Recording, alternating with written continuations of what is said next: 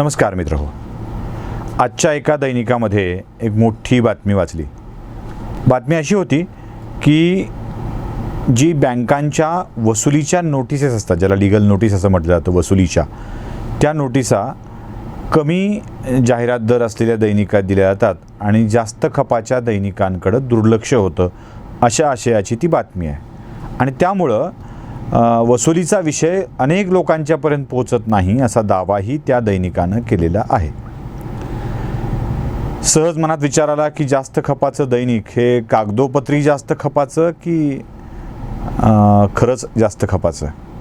मुळात जाहिरातदारांना हा अधिकार असतो की ते कोणत्या दैनिकात द्यायचा आहे, तो नियम नाही आहे, तो कोणत्या दैनिकात द्यावं याचा अधिकार असतो. आणि मुळात जास्त खपाचं कमी खपाचं हा जो दावा आहे तो किती हास्यास्पद असतो हे आपल्याला एक दोन घटनावरून लक्षात येईल. म्हणजे कोल्हापुरातल्या परंपरागत दैनिकाला टफ देण्यासाठी म्हणून आपल्याकडच्या भागातलं एक दैनिक कोल्हापूरमध्ये गेलं आणि एका हंसा नावाच्या संस्थेच्या रिपोर्टच्या आधारे त्यांनी दावा केला की आम्ही नवीन आलेलेच कोल्हापूर जिल्ह्यात नंबर 1 आहोत. बरंच रणकंदन झालं, न्यायालयीन लढाया झाल्या आणि त्यानंतर नंबर 1चा दावा करणाऱ्या नव्या दैनिकांना माफी मागणारे पोस्टर्स कोल्हापुरात लावावे लागले. जुनं दैनिक नंबर 1 असल्याचं सिद्ध झालं. पुण्यातही असंच झालं. पुण्यात सातत्यानं नंबर 1चा दावा करणाऱ्या दैनिकानं नव्या दैनिकांना अत्यंत तुच्छ लेखायला सुरुवात केली. मग पुन्हा कायदेशीर लढाई झाली आणि हे दावे प्रतिदावे वापस घ्यावे लागले.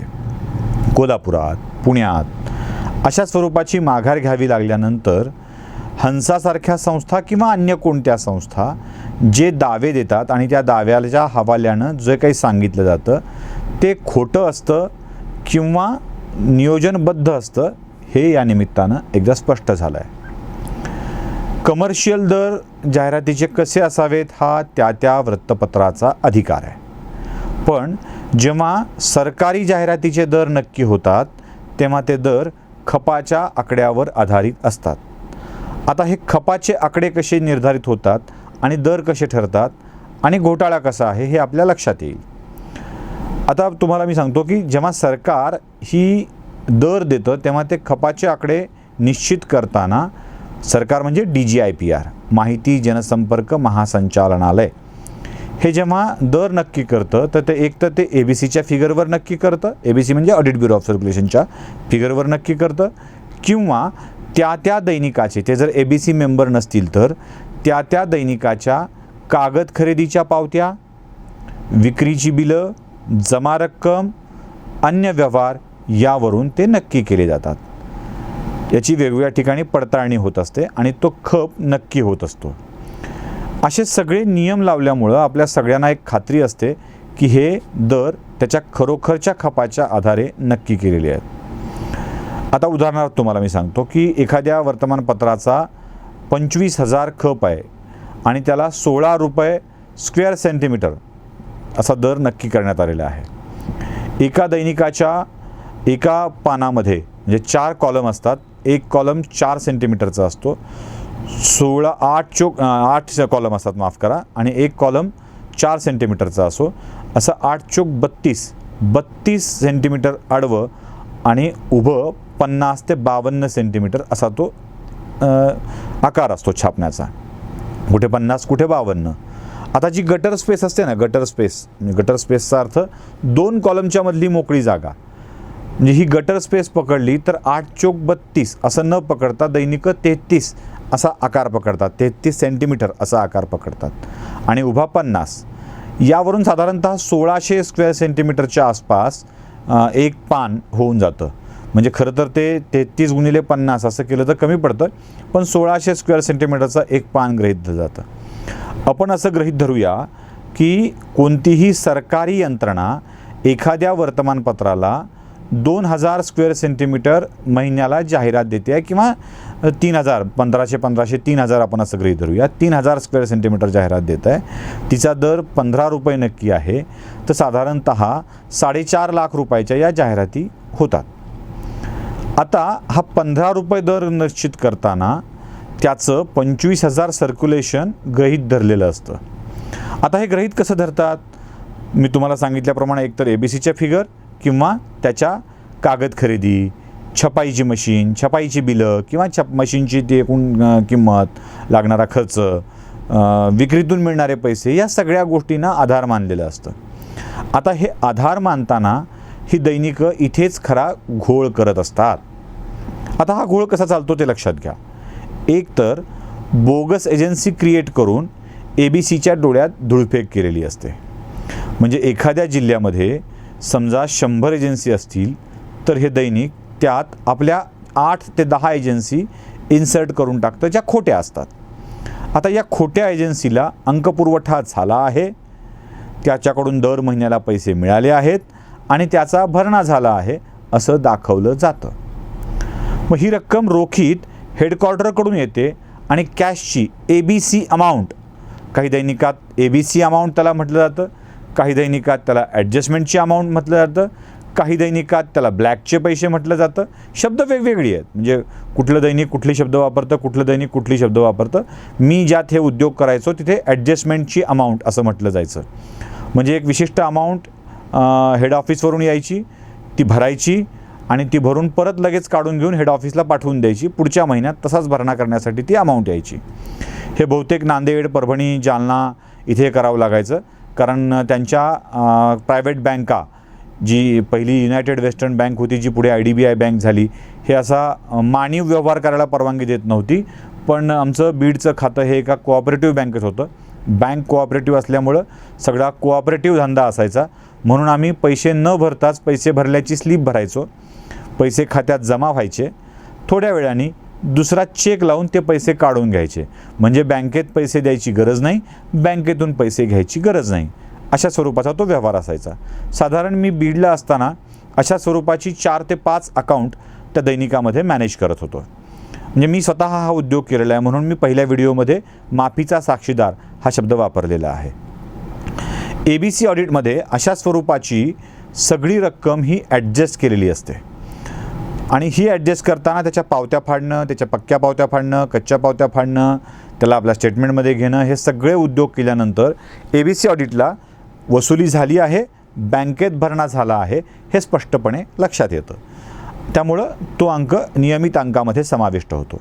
कधीकधी होतं काय की 6 महिन्यातून एकदा किंवा वर्षातून एकदा ABCचं सरप्राईज ऑडिट येतं. सरप्राईज म्हणजे न सांगता ऑडिट येतं आणि मग अचानक तो अंक छापला जातो आहे का, तो योग्य ठिकाणी जातो आहे का, हे तपासले जातं. 2-3 माणसं असतात, अचानक प्रेसवर येतात, PO तपासतात, POतून अंक किती छापला जातो हे तपासलं जातं आणि मग त्याच्या दुसरा माणूस तो त्या पोचायच्या ठिकाणापर्यंत जातो आहे का हे बघितलं जातं. STचे पास काढले आहेत का, टॅक्सी आहे का, हे सगळं तपासलं जातं.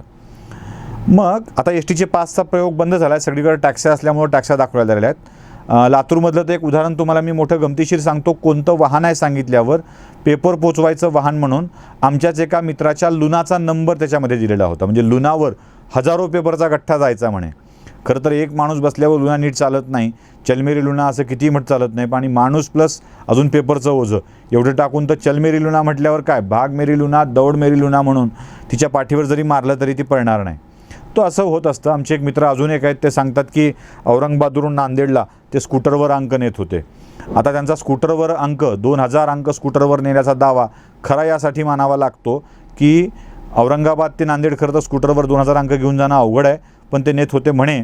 आणि कारण दावा यासाठी खरा वाटतो की ते रेकॉर्डवर दाखवलेलं असतं, तो वाहन क्रमांक दिलेला असतो, म्हणून तो खरा वाटायला लागतो. असो, तो विषय नाही आहे आपला. आपला विषय हा आहे की अंक पुरवठा करण्यासाठी जेव्हा ABCचं सरप्राईज ऑडिट येतं तेव्हा त्या दिवसापुरती अंक छापावी लागतात. त्या दिवशी छापून ती अंक रद्दीत तर रद्दीत म्हणून पाठवली जातात आणि ABCचं समाधान केलं जातं की आम्ही हा अंक छापून पाठवलेला आहे. कधीकधी उघड पडतं. नाशिकमधल्या एका दैनिकाला याचा फटका बसलेला आहे. सरप्राईज ऑडिटमध्ये सापडले होते, गठ्ठे परत आल्याचंही त्यांनी बघितलं होतं आणि तेच गठ्ठे परत त्यांना प्रिंटिंग प्रेसमध्ये दिसले होते, त्या शहरात पाठवलेले, त्यामुळे ते सापडलेही होते. त्यांचं ABCचं सर्क्युलेशन त्या काळात घटवण्यात आलेलं होतं. तसं DGI-PR बाबतीत मात्र घडताना दिसत नाही. DGI-PR असं होतं की DGI-PR हे बिलिंगवर विश्वास ठेवणारी संस्था आहे.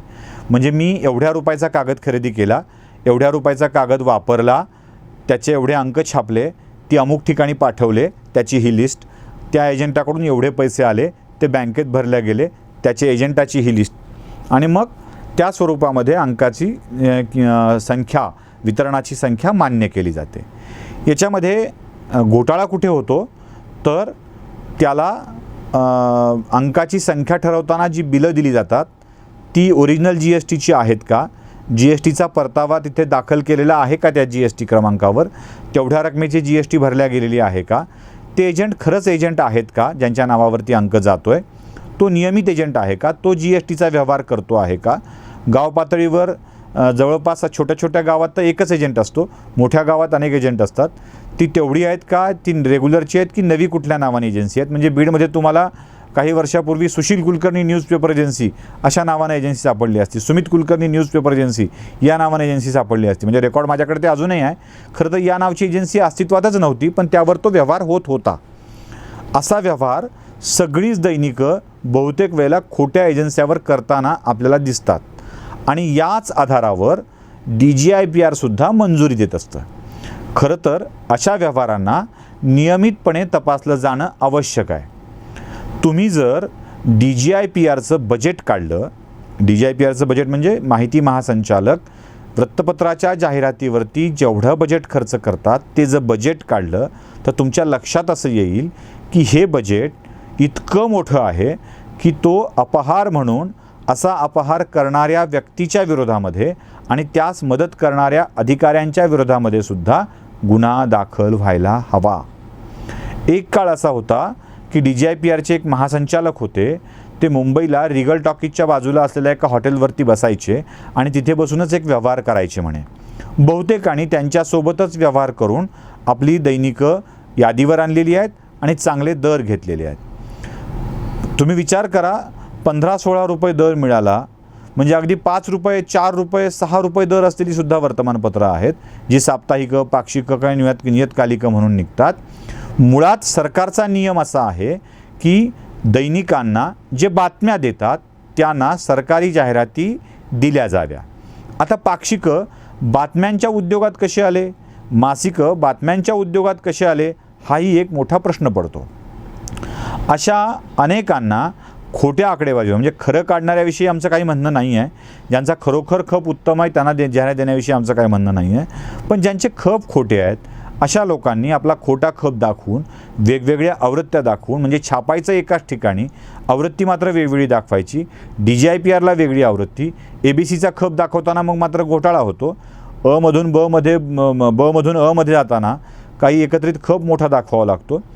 तो खप दाखवतानाची केलेली जगलरी या सगळ्या गोष्टी जर तुम्ही बघितल्या तर लक्षात येईल की माध्यमांच्या मधून हा मोठा घोटाळा घडतो आहे. खरं तर ही सरकारची खुलेपणाने होणारी लूट आहे आणि जी संघटित पातळीवर होते आहे. म्हणजे ज्याला जर अशी अनेकांनी मिळून केली लूट तर ती लूट होत नाही, दरोडा ठरतो.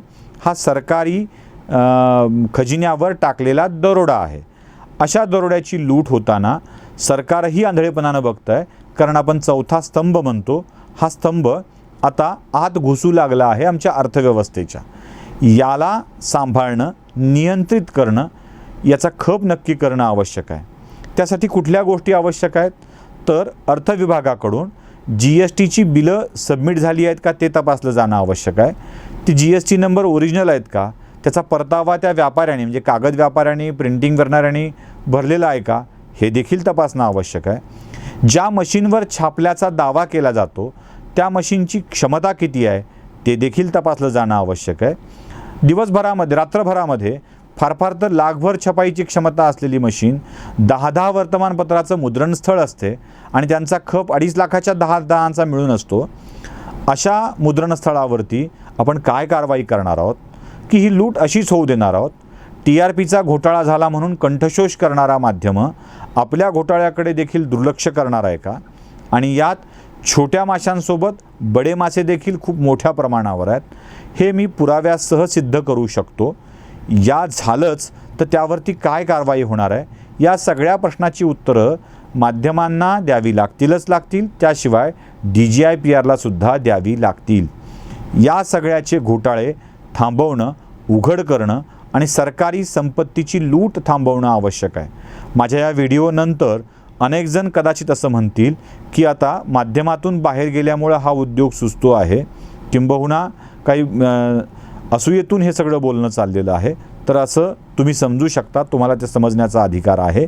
ही असूया नाही आहे. एवढंच आहे की यातल्या आपण ज्यांच्यावरती घोटाळ्याचे आरोप करतो, आपण ज्यांना आरोपीच्या पिंजऱ्यात उभं करतो, ती आरोपीच्या पिंजऱ्यात उभं करणारी मंडळीच जर घोटाळे करू लागली तर यांना कोण थांबवणार? सरकारी यंत्रणेमध्ये पोलिसांनी करप्शन थांबवायचं असतं, त्यावर कारवाई करायची असते, आणि पोलिसांच्याच मध्ये करप्शन झालं तर त्यासाठी अँटी करप्शन ब्युरो नावाचा एक वेगळा विभाग असतो. तसं या घोटाळ्यांना समोर आणणाऱ्या, घोटाळ्यांना दूर करू पाहणाऱ्या माध्यमांच्यामध्ये काही घोटाळा होत असेल तर त्यासाठीची सुद्धा एक वेगळी यंत्रणा असणं आवश्यक आहे.